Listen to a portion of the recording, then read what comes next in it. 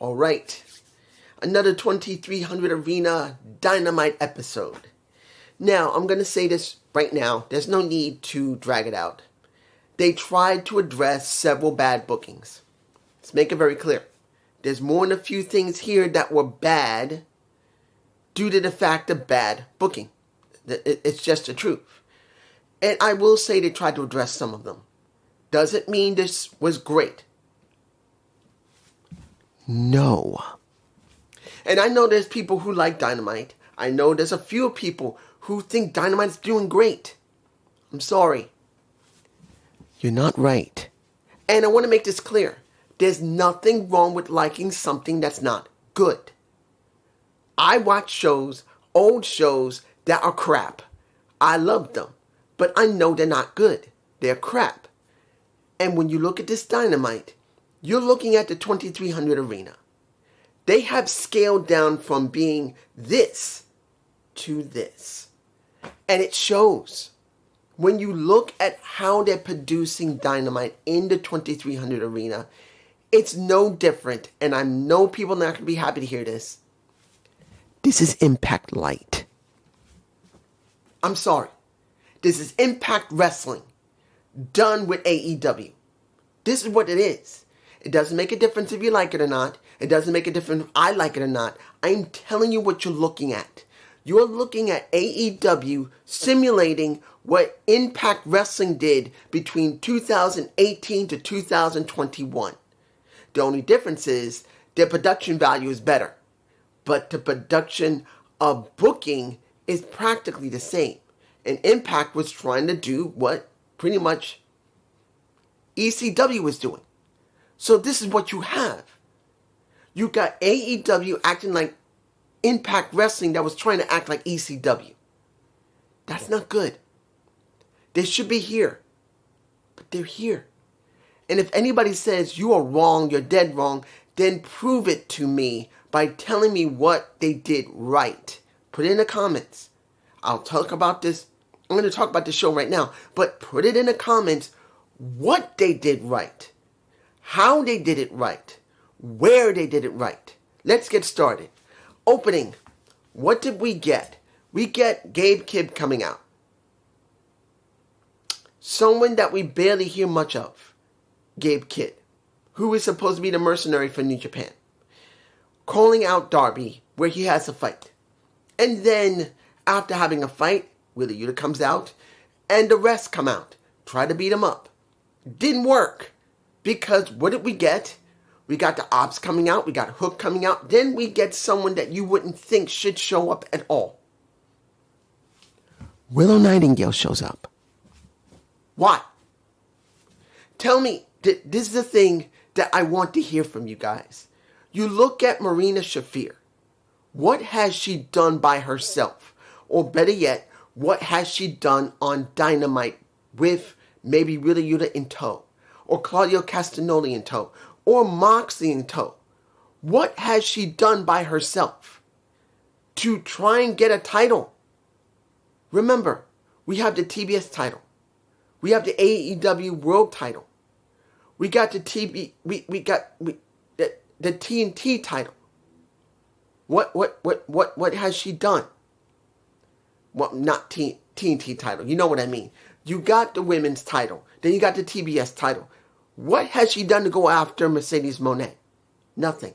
What has she done to go after Toni Storm? Nothing. What has she done at all? Nothing. She just holds the bag or whatever they had, the briefcase. I'm sorry. I've already forgotten. You see, the storyline with the Death Riders was so bad, I had forgotten what Marina Shafir was carrying around. Not because I'm forgetful, it's because it didn't matter. Marina Shafir was nothing. So why did we call it Willow Nightingale? Because she's a woman and they wanted to throw a woman at her. There was no story behind Willow. There was no story behind Marina Shafir.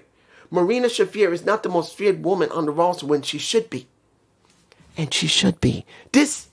When you see the fight, it's over. Darby used tacks on a skateboard, put it into Wheeler Yuta's back. He's done that before. But I'm going to say this about Marina Shafir because I want to talk about this due to the fact of the first match on the show, which is the TBS title with Windsor and Mercedes. You could have done something, AEW, for Marina Shafir. She was with the Death Riders. Why wasn't she pushed to become a champion for the Death Riders? The Death Riders had the Trios title. They had the World title. Why wasn't the Women's title included? You know why? Because Marina Shafir was considered nothing but someone to carry around a briefcase. That's all. And the only reason they stuck Willow was her. You see him getting angry. The only reason they did that with Willow was because she was popular and they needed someone from Marina Shafir to deal with. Because it made no sense for Willow then. And it makes no sense for Willow now because they still haven't had any interaction in quite a while. And worse yet, what has Marina Shafir done? Tell me. If she's done something on Collision, I don't watch Collision anymore. I don't review Collision anymore. Tell me. Tell me what Marina Shafir's done on Collision. Hell, if you watch ROH, tell me what she's done on ROH. Tell me.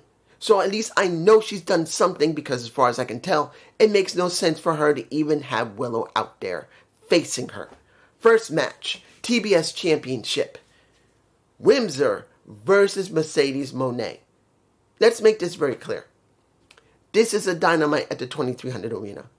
Did you honestly think that Marina Shafir was going to bother Mercedes? No. Had to throw that in there because it makes sense to throw in there because she should be one of the most feared women on the roster. She should be. And she's not.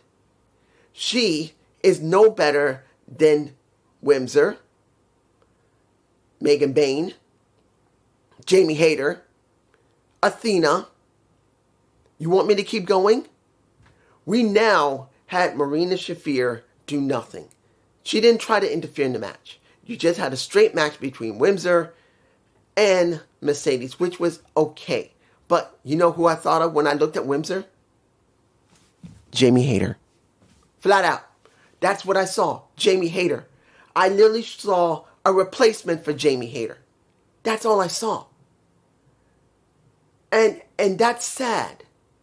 Because there's nothing wrong with Jamie Hayter. She's not a bad wrestler and she had some level of character development. But now you replaced her with Windsor, who has no development other than, let's be honest, she is Will Ospreay's fiancée. If she was going to win, it will be at All Out. If they're going to give her a second shot, which they're not going to. I don't see that happening. But the point here is this. Windsor would have made a little bit of sense, even though it would have sucked to see Windsor win the damn title at all. When the hell does it make any sense for Rio? How long has it been since Rio's been relevant? I know. I do think look, if you put Mercedes against Willow again, I would understand it because Willow broke Mercedes' ankle when she was trying to get the New Japan Pro Strong title. That could be rehashed, and I'm not saying that would have been a good story. It wasn't great to see Windsor because basically Windsor's no better than Megan Bayne, no better than Jamie Hayter, no better than any woman that's been thrown at Mercedes. They don't get anywhere. They have this incredible level of hype. They're given a couple of months of work, and then they're dropped like a hot potato. And now we get Rio back. And I'm not against Rio. In fact, I feel sorry for Rio because they should be booking her better like any other wrestler. But they don't. They don't book any of the women properly that are from Japan. They don't. They didn't do it for Rio. They didn't do it for Emi Sakura. They didn't do it for Miya Shirakawa. They didn't do it for Hiro Kushida. And Hiro Kushida was only popular because they threw the title on her during the pandemic. And that's not against her. I can say that Emi Sakura and Hiro Kushida would have been the best Japanese wrestlers they had ever had. You know why? Not only could they speak English, both of them had personality. And guess what? Tony never went for the you see, I'm getting angry. Emi Sakura had personality when she was a Joey Mercury fan. Then you got Hiro Kushida, who was a gaming fan. But they never played off of that. They never made it important enough to play off of it.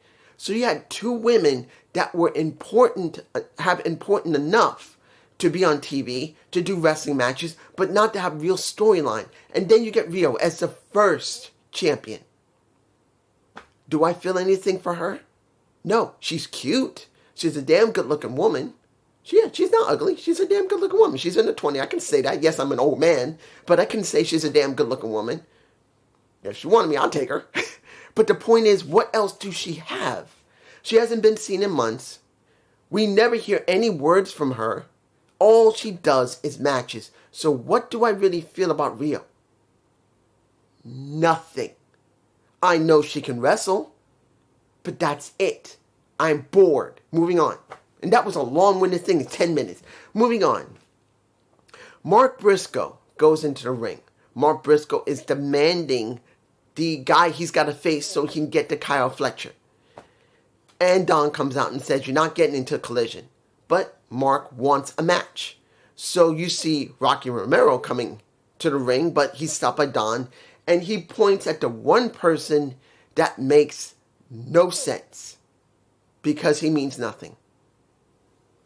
And that's Lance Archer. I have said this for so long. Lance Archer has been screwed by AEW. Because they don't care about big guys. When was the last time Lance Archer managed to win the big one? Or any story for that matter. He's been beaten by Mox. He's been beaten by Eddie Kingston. He's been beaten by Bryan Danielson. He's been beaten by so many people. They make him look monstrous when he's not in the storyline. But when he's in a storyline where you need him to really show that he can win or can beat someone important, they don't. He loses every time. And I'm at this point, what is the point of Lance except getting a paycheck? Because that's it. If he's signed to AEW, the only thing he's going to be doing is getting a paycheck and jobbing for people. Yes, he'll have his opportunity to beat people when it's not important. And I'm going to be honest here. If I'm a wrestler, I'm a wrestling fan. I've been a wrestling fan longer than most people have been alive. Because I'm over 50. And I'm telling you right now, it is sad to see how wrestling has become the way it is. And understand, if I was a wrestler, if I was in the wrestling business, and if I was Lance, I would be, well, yeah, I'm happy I'm getting a good damn paycheck. But as a former champion in New Japan Pro Wrestling, multiple pro champion, including the U.S. Championship of the IWGP, I believe the U.S. title. He was a champion at one point there. It may have not been the top title, but he earned it by proving that he can learn and do the style they do and show that he can get himself over enough by the fans and by management. And now look what he does. He's done absolutely nothing. He's making this though, so if he's satisfied with that, more power to him. But like many wrestlers, he shouldn't be happy. He may be making money, but he probably was promised he was going to get a push. He's got nothing. So he has his match with Mark, which wasn't a bad match. And that's where the first sign of blood happened, because when you see Mark's head smacks the turn to the side, aluminum steps, he gets bloodied. And in the end, he wins. Why do I care? I don't. Mark wins. Why should I care? Next match. Let's get this one done. Claudio and Wheeler Yuta versus, I'm not going to call it. I'll just say Brodito. Do I feel Brodito? No. Are they popular? Yes, people like them. So I will give them that. But do I care about Brodito? No. They were just stuck together because they had nothing for Brody King. They got nothing for Bandito. But they worked as far as people are concerned. But to be honest, why should I care about Brodito? What have they done? Have they done any storylines? No. Have they done individual storylines? Yes, there has been some with Bandito. And yes, there was something with Brody King. But were they pushed to mean something? No. Bandito just defended his ROH championship, which means nothing. And Brody King has gone through at least 2 tournaments. He didn't win. He got over, though. And guess what? They did nothing with him. When he managed to get over on his own, Tony Khan refused to push him and make him mean something, like go after Kyle Fletcher and actually get the damn title if he was over enough, which he wasn't. So you stuck them together, put them in a tag match, and in this situation, it wasn't even about them. And they just recently won these titles. This isn't about them. This is about Darby Allin trying to get his hands on pretty much a Moxley who still hasn't agreed to do that match at All Out yet. That's all that was for. That's it. They managed to keep their titles. But in the end, I'm like, the only thing I cared about was Moxley and Darby Allin. And that's sad. Now, let's talk about the things they did address. First one, they did address when it came to Ricochet and the Gates of Agony. Finally, we hear an explanation why the Gates of Agony and Ricochet interfered in the match. It was a long time coming. It should have already happened a while ago. But we finally get it. Ricochet made it very clear he did that because of history in the past, of course. WWE. Let's make it clear that's what it was. The former WWE, which is not WWE anymore. It's Silver Lake WWE. But at least he addressed why he did it, and he wants a damn match. Now, we get the Hurt Syndicate. And it was... Let me give it to you really clearly. Did I expect MVP to say no? No.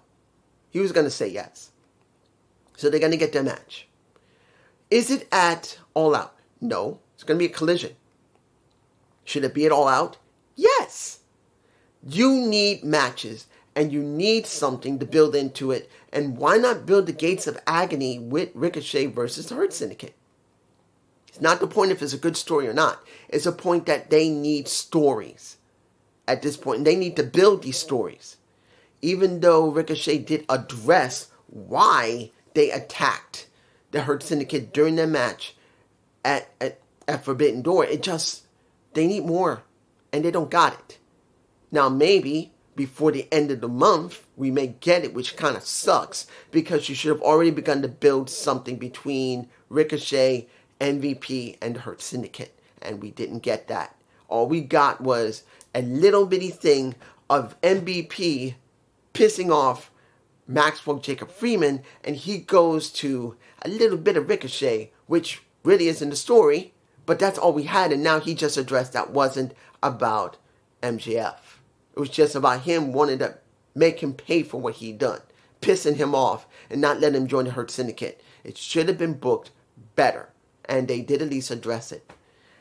Next, we did hear that Taz has now joined the 2300 Arena Hall of Fame. I don't know if it really means much. It looks like he's the first one in history to be joining the 2300 Arena Hall of Fame because I guess they just started it. Okay, that's if it is the 2300 Arena doing that, or is it AEW paying the 2300 Arena to stick that up and say, do a Hall of Fame, we're going to do it here from now on. I don't know. We'll find out later. Okay, let's get this. How am I gonna... I do have to say something about Taz. Did you guys notice during the beginning of the show that Taz looked like he got pissed off about something? I think he heard something in his ear, in his headphones, about something in his pocket. And he tried to adjust and couldn't do it. And he got so pissed, he took it out and smacked it. Tell me what you guys think.